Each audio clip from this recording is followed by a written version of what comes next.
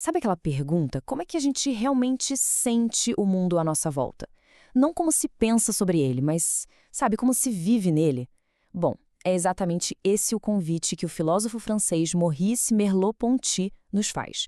E é hoje que a gente vai mergulhar na fascinante filosofia dele sobre o corpo e a percepção.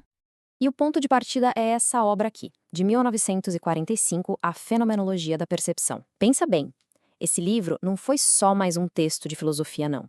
Foi literalmente um terremoto. Ele chegou e abalou as fundações de como todo o pensamento ocidental entendia a nossa própria experiência. E no coração disso tudo está uma pergunta que até parece simples, mas que na verdade define a filosofia dele inteira. A pergunta é: como é que a gente de fato percebe a realidade que nos rodeia? Olha, por séculos, a filosofia deu basicamente duas respostas para isso. De um lado, tinha o que a gente chama de empirismo, a ideia de que somos tipo receptores passivos, sabe, bombardeados por sensações, cores, sons, cheiros, e aí o cérebro vai lá e monta esse quebra-cabeça. Do outro lado, tinha o intelectualismo, que é a visão de que a nossa mente é tipo uma arquiteta superpoderosa que projeta e constrói a realidade usando essa matéria-prima dos sentidos. Mas aí que está a grande virada de Merleau-Ponty. Ele olhou para essas duas opções e disse: olha, nenhuma das duas serve. As duas falham feio em descrever como a experiência realmente acontece. Então, ele propôs um terceiro caminho, um que, olha, muda completamente o jogo. Ok, então vamos começar a desmontar isso. Para começar, vamos dar uma olhada no mito da sensação pura. Sabe, aquela ideia de que o mundo é feito de pontinhos de dados, quase como se fossem pixels numa tela. Essa é a visão do empirismo levada ao extremo, né? Imagina só, um mundo enviando choques de dados puros sem significado nenhum. Tipo, uma mancha vermelha aqui, um som agudo ali, e só depois o cérebro entra em ação para tentar dar algum sentido para essa bagunça toda. E é aqui que vem a grande sacada. Merleau-Ponty vai dizer que essa ideia de impressão pura é pura ficção. Não existe. A gente nunca, jamais, experimenta o mundo como uma coleção de dados soltos sem sentido.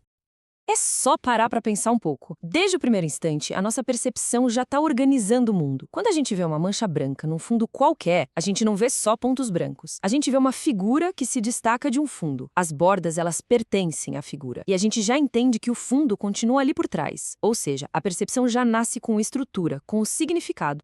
Ok, se perceber não é só receber dados passivamente. Será que é ao contrário? Vamos então para o segundo mito, a ideia da mente como a grande arquiteta da realidade. Essa, basicamente, é a ideia do intelectualismo. Aqui, a percepção seria um processo ativo, de construção mesmo. A nossa mente, toda inteligente, pegaria aquele caos de sensações e colocaria uma ordem naquilo tudo, quase como se estivesse seguindo uma planta baixa de um prédio. O problema, segundo Merleau-Ponty, é que isso é a mesma coisa que tentar descrever um jantar lendo a receita depois de já ter comido. Quer dizer, é uma reconstrução, não é a experiência em si. A nossa percepção não é um quebra-cabeça que a mente fica montando peça por peça. O mundo, ele já se apresenta pra gente como um todo cheio de significado. E essa citação dele resume tudo de uma forma matadora. O mundo não fica esperando a nossa mente construir ele, não. Ele já está aí, à nossa volta, muito antes da gente começar a pensar sobre ele. É como se a gente acordasse dentro de um mundo que já existe. Então, peraí. Se a gente não é nem receptor passivo, nem arquiteto ativo, o que a gente é, afinal? A resposta de Merleau-Ponty é um retorno ao que ele chama de mundo vivido. E a ferramenta para isso é a fenomenologia, que é basicamente o estudo de como as coisas realmente aparecem para a nossa experiência antes de qualquer teoria. Para ele, a missão era essa, sabe? A filosofia não deveria se perder em ideias abstratas, mas sim ajudar a gente a redescobrir aquele contato ingênuo, direto, que a gente tem com o mundo. E é aqui que a gente vê a mudança radical de perspectiva. A filosofia clássica sempre criou uma divisão, né? A mente de um lado, o mundo do outro e o corpo ali no meio, sendo só uma máquina. Merleau-Ponty vem e, pum, rasga esse mapa. Ele junta tudo. Mente, corpo e mundo são uma coisa só, inseparáveis. O corpo não é um carro que a nossa mente pilota. O corpo somos nós no mundo. Esse é o conceito central dele, ser no mundo. A gente não é uma consciência observando o mundo de longe, como se fosse um filme. A gente é um corpo mergulhado no mundo, em diálogo constante com ele. A nossa percepção acontece pelo corpo, através do corpo. E essa frase dele, nossa, ela resume isso perfeitamente. A realidade fundamental não é um conceito na cabeça, mas sim a experiência encarnada, aquilo que é vivido a cada segundo. Bom, tudo isso é super fascinante. Mas e daí? Na prática, por que essa mudança de pensamento importa tanto? A verdade é que as implicações disso são enormes. Primeiro de tudo, acaba com aquela pulga atrás da orelha, aquela dúvida antiga: será que os meus sentidos estão me enganando? Para Merleau-Ponty, essa pergunta nem faz sentido. A percepção não é uma foto mal tirada e imperfeita do mundo real. A percepção é o nosso contato com o real. Não é uma cópia, é o próprio original. O que isso nos dá, no fim das contas, é uma nova base para tudo. Vamos lá.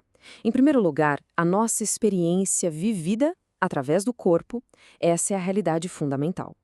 Em segundo, todo o conhecimento, até a ciência mais abstrata que existe, é construído em cima dessa base.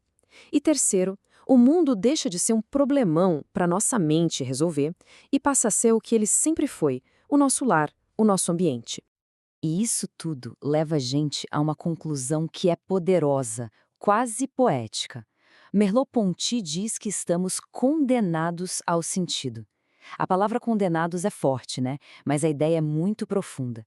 Só pelo fato de a gente existir como um corpo no mundo, já é impossível evitar que as coisas tenham um significado. Ser neutro não dá. E é assim que a filosofia de Merleau-Ponty deixa de ser só uma teoria e se torna um convite. Um convite para a gente voltar a prestar atenção na nossa própria experiência do corpo. O que nos deixa com uma pergunta final que não é para a filosofia responder, mas para cada um refletir. Que significado nosso corpo está criando, agora, neste exato momento?